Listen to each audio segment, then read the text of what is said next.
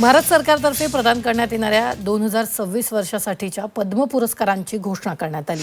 यामध्ये महाराष्ट्रातील तिघांचे पद्म पुरस्कारांसाठी निवड झाली आहे, तर आर्मिडा फर्नांडिस यांना पद्मश्री पुरस्कार घोषित झाला। लोकनाट्य कलाकार रघुवीर खेडकर यांना पद्म पुरस्कार, तर श्रीरंगराज यांना कृषी क्षेत्रातील योगदानासाठी पद्म पुरस्कार जाहीर झाला।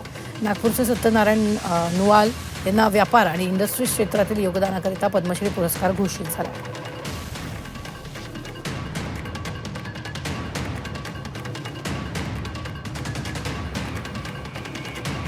तर यावर उपमुख्यमंत्री एकनाथ शिंदेंनी सगळ्यांचं अभिनंदन केलेलं आहे। पाहूया।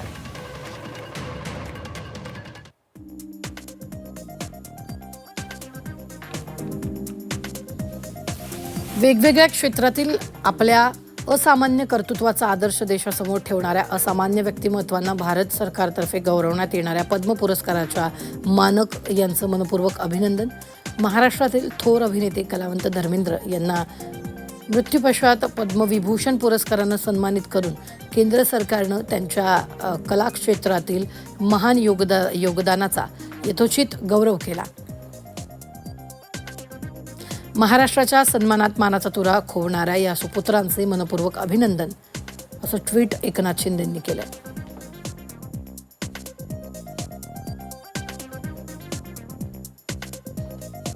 तर महाराष्ट्रात लोकशाही आणि भारतीय संविधानाची हत्या करून शिंदे भाजपचे सरकार बसवल्याबद्दल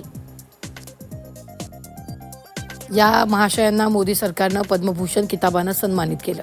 याच महाशयांनी छत्रपती शिवाजी महाराज आणि महात्मा फुले दाम्पत्याचा अपमान केलेला होता। राज्यपाल भगतसिंग कोश्यारी, माजी राज्यपाल भगतसिंग कोश्यारी यांना पद्मभूषण जाहीर झाल्यानंतर संजय राऊतांनी ट्विट केलंय।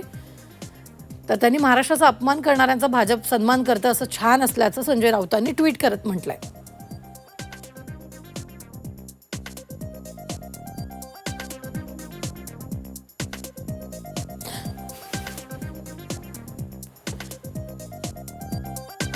तर महाराष्ट्राचे माजी राज्यपाल भगतसिंग कोश्यारी यांना पद्मभूषण जाहीर झाल्यानंतर सुषमा अंधारेंनी सुद्धा प्रतिक्रिया दिली आहे। पाहूया।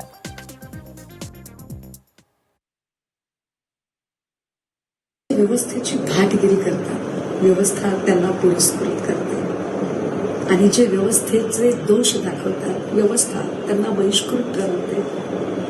भगतसिंगांसारख्या भाटगिरी करणाऱ्या लोकांना जर पुरस्कार मिळत असतील तर ठीक आहे, जो नियम आहे तो नियम अजूनही मोडीत निघाला नाही एवढंच समजायचं। महाराष्ट्रात त्यांनी ज्या पद्धतीनं हे केली होती म्हणूनच मी म्हटलं त्याचं बक्षीस आहे सगळं। म्हणूनच मी म्हटलं की व्यवस्थेची भाटगिरी करणाऱ्यांना व्यवस्था पुरस्कृत करते। हा जो नियम आहे हा नियम या निमित्ताने पुन्हा एकदा अधोरेखित झाला।